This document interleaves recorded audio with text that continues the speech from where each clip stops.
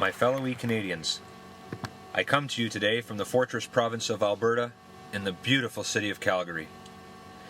I've taken time out today to meet with your congressional representatives of this great province. I know that Alberta is the home of Prime Ministerial hopeful J.B. Devinis.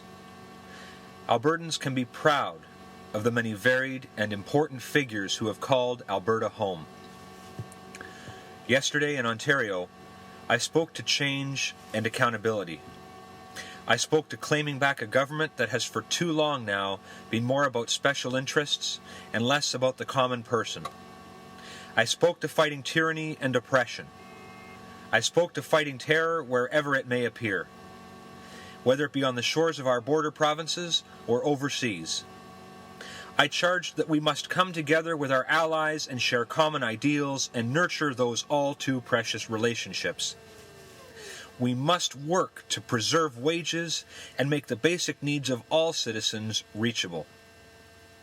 We must open doors to new opportunities and usher in our future leaders by mentoring their growth and showing them the way to a stronger nation.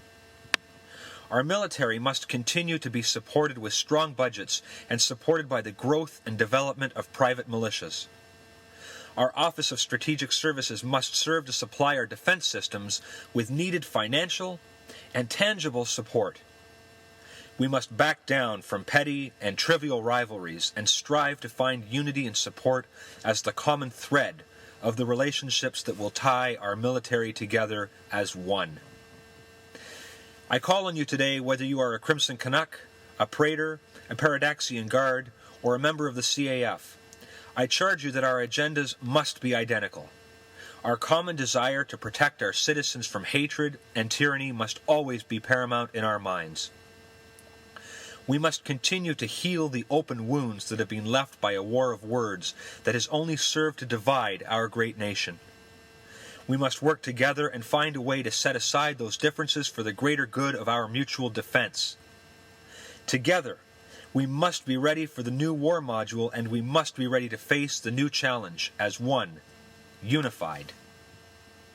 Our economic model must allow us to face version 2 with a clear head and rational goals.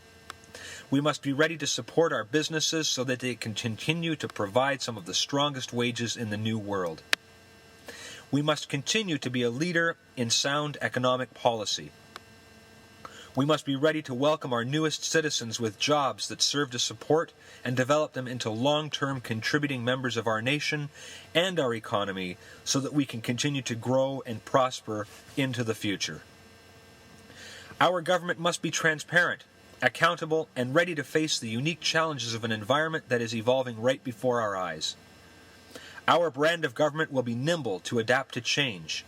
We will face our challenges head-on with calculated decisions mixed with equal amounts of enthusiasm.